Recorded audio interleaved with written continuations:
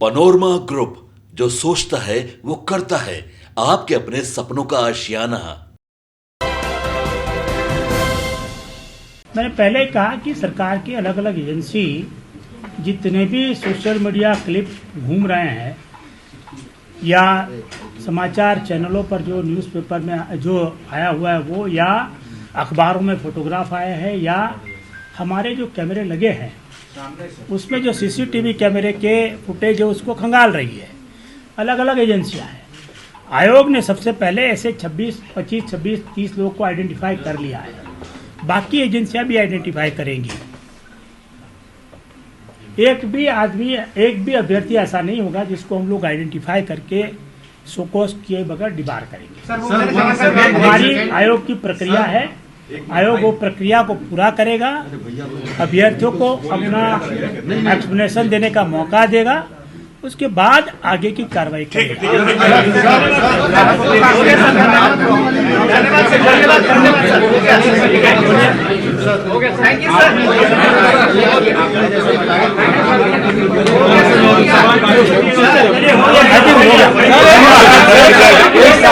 एक सवाल है, आपने खुद कहा है कि इस पैकेट में कितने क्वेश्चन पेपर थे। आपने खुद कहा है कि बापू परिसर के एक कमरे में कितने लड़के थे। यानी वहाँ जो भी पैकेट गए उसमें कुछ लड़कों को क्वेश्चन पेपर टाइम पे नहीं मिल पाया, कुछ को मिला। देखिए, टाइम पर नहीं मिलना और इसके नंबर और उसका मिलना अलग चीज है। आपने कहा कि इसमें जो टोटल बंच है इसमें 11 या 12 क्वेश्चन पेपर हैं और जितने आपने एक कमरे भेजा उसमें 292 लड़के थे। तो यानी सब लड़के के पास at a time question paper नहीं मिला। किसी भी कमरे में आधे लड़के को मिला, आधे को नहीं मिला। ऐसी तो कोई सूचना नहीं है। नहीं, आप खुद ही कह रहे हैं सर। लोग ने ये कहा है। नहीं, हम ये नहीं कह रहे हैं आपको। हम आपको ये कह रहे हैं कि 192 एक ट्रंक में होते हैं। 273 बच्चों को पहुंचाने के लिए 7 और पैकेट उसको रख के हम लोगों ने हर एक सेंटर में, हर एक कक्ष में भिजवाए थे। 16 पैकेट जो ट्रंक में थे और 7 बाहर थे, टोटल 23 पैकेट थे।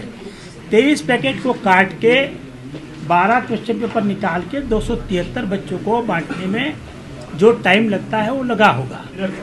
अगर वो बक्सा सेंटर सुपरिटेंडेंट के रूम से वो कक्ष तक अगर किसी वजह से लेट पहुंचा है तो जितना लेट पहुंचता है उतना हम टाइम एक्सटेंशन, ये मैं कह रहा हूँ।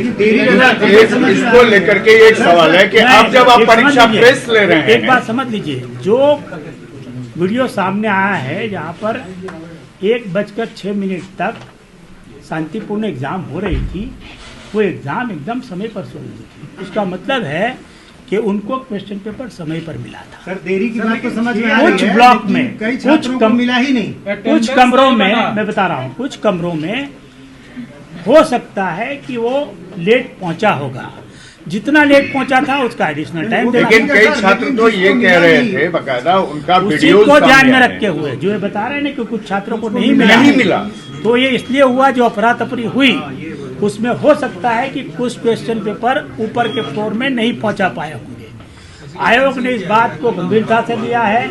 आयोग पूरी तरह से संवेदनशील है बच्चों के हितों के प्रति, और इसीलिए हम लोगों ने पूरे सेंटर पर री एग्जाम कराने का। लेकिन डीएम की रिपोर्ट में है कि वहां पर जो कमियां हैं आपने देखा होगा कि काफी सारे कक्षों में परीक्षा शांतिपूर्ण रूप से हो रही थी।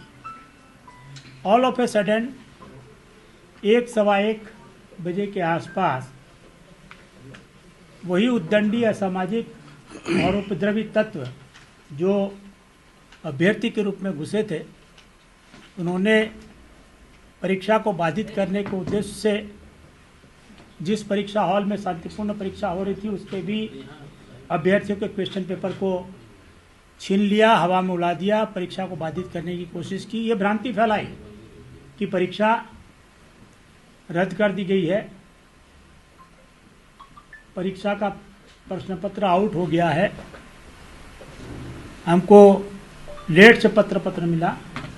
इस तरह की उन्होंने भ्रांति फैला के और विद्यार्थी जो शांतिपूर्ण रूप से परीक्षा दे रहे थे उनको उत्तेजित करने की उनको भी ये उपद्रव में शामिल होने की कोशिश की।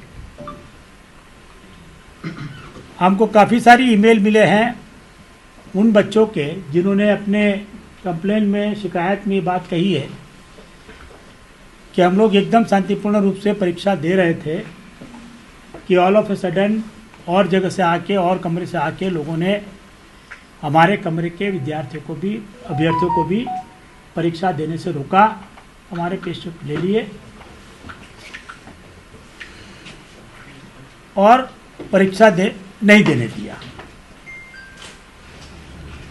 हर रूम में 4 कैमरे लगे हुए हैं, तो उसके वीडियो रिकॉर्डिंग फुटेज वो परीक्षा केंद्र के जो केंद्राधीक्षक है और जो अथॉरिटी है उनके पास है, वो उनकी जांच कर रहे हैं। जिनके भी आइडेंटिफाई किया जाएगा उनके खिलाफ मैंने जो कहा उस तरह से पहचान करने के बाद कार्रवाई की जाएगी।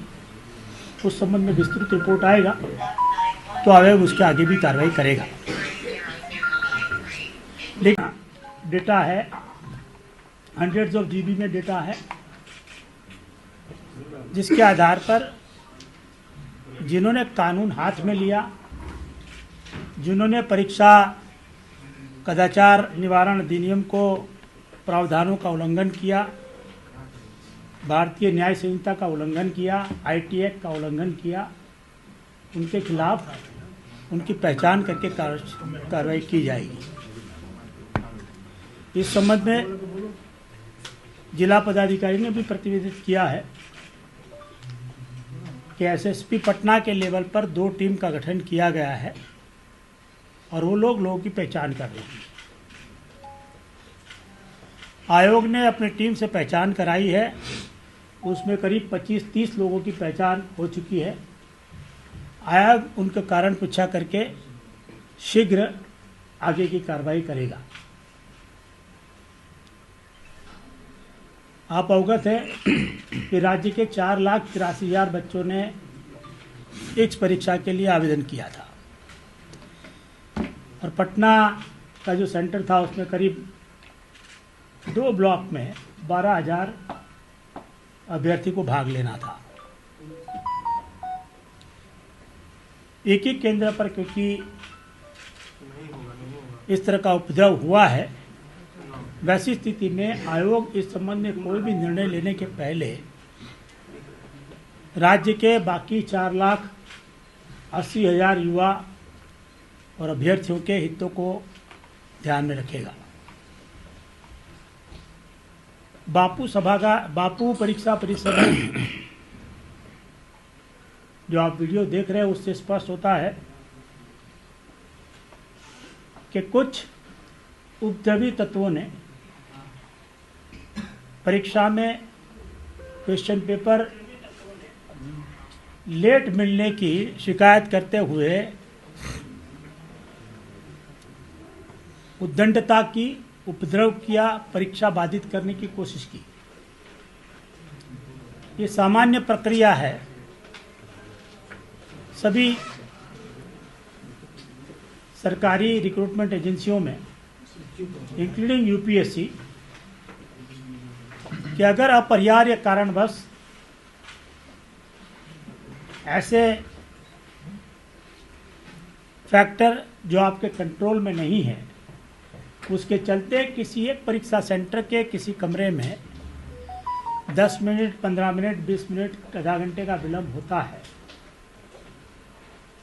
तो वो परीक्षा कक्ष के विद्यार्थियों को, और अगर पूरे सेंटर में हुआ है तो पूरे सेंटर के विद्यार्थियों को उतना अधिक समय दिया जाता है। 10 मिनट, 15 मिनट, आधा घंटा, जितना विलम्ब हुआ उतना। एक नॉर्मल प्रक्रिया है। सभी सरकारी एजेंसी इसी प्रक्रिया के हिसाब से ऐसी स्थिति में अतिरिक्त समय देती है।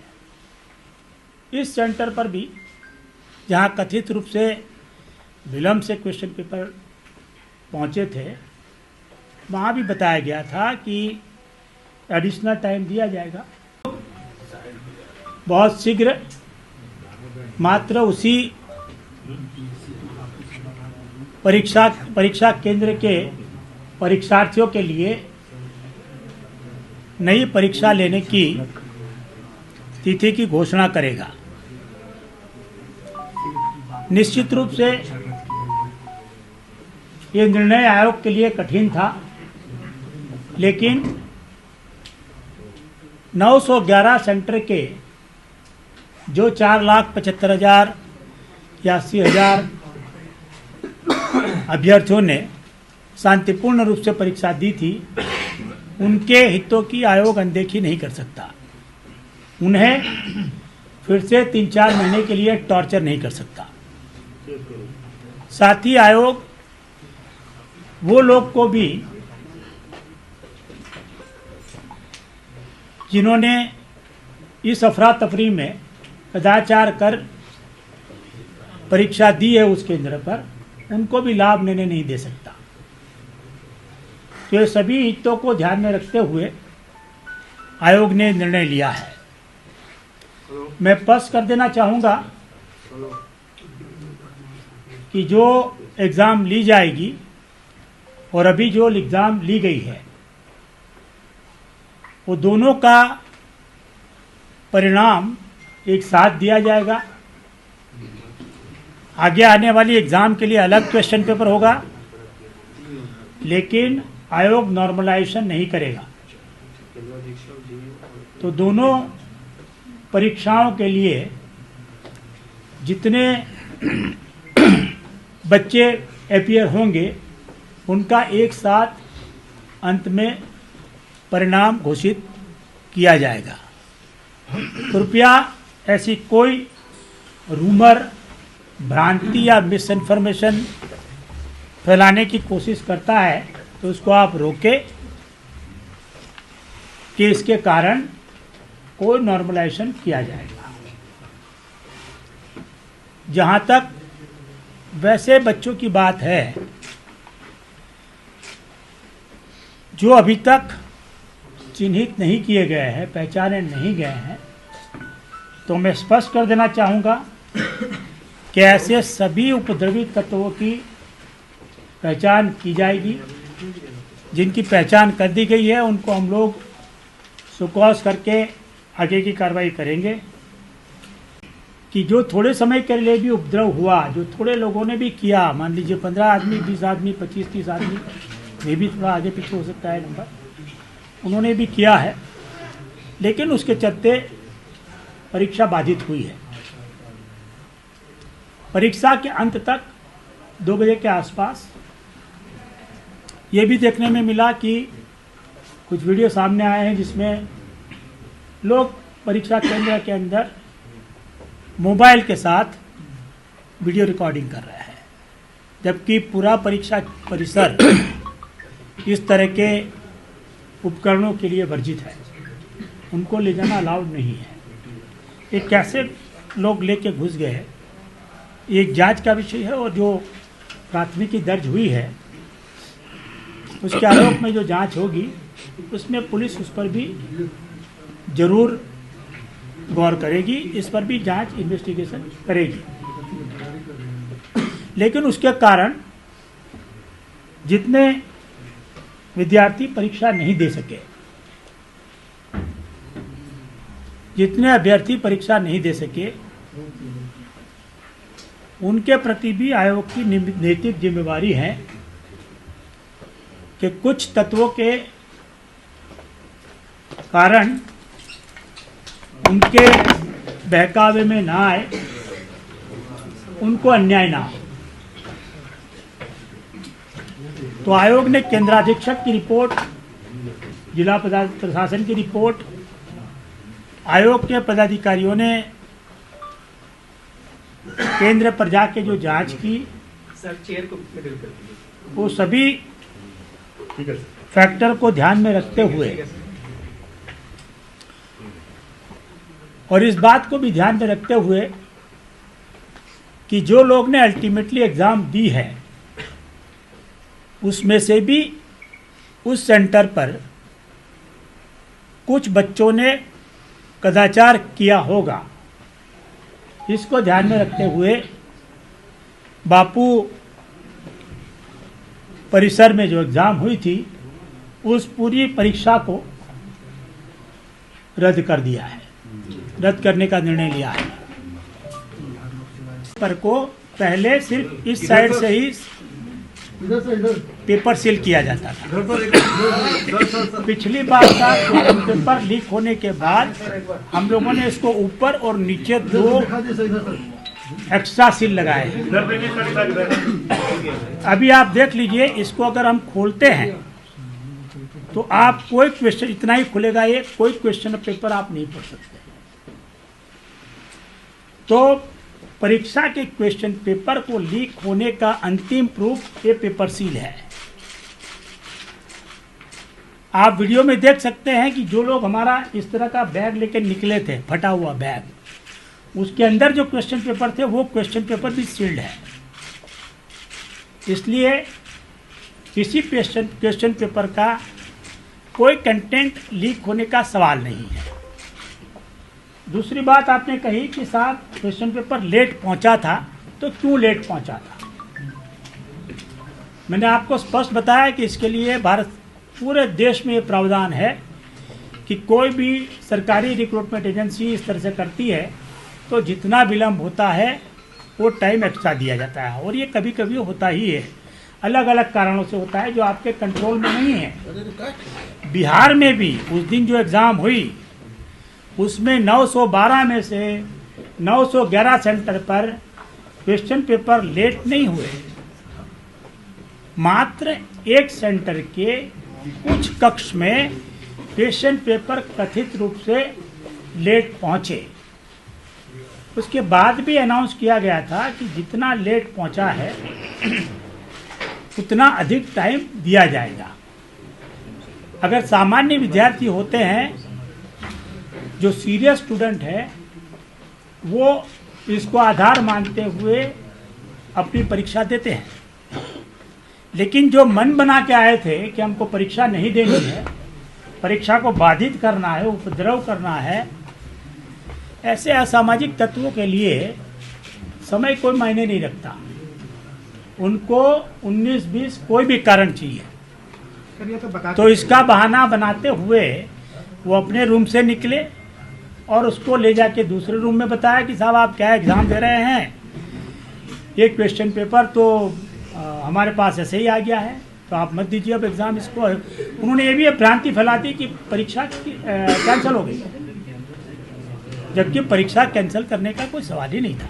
सर, कितने बच्चे थे बापू परीक्षा केंद्र पे? बच्चे कितने थे उसे? मैंने बताया ना कि दोनों 2 विंग थी, ए ब्लॉक और बी ब्लॉक, हर एक में करीब 6-6 हजार बच्चे थे। मतलब 12,000 बच्चे थे बापू परीक्षा केंद्र पे लगभग। सर एक सवाल ये है कि अभी जो परीक्षा में इस तरीके का हुआ था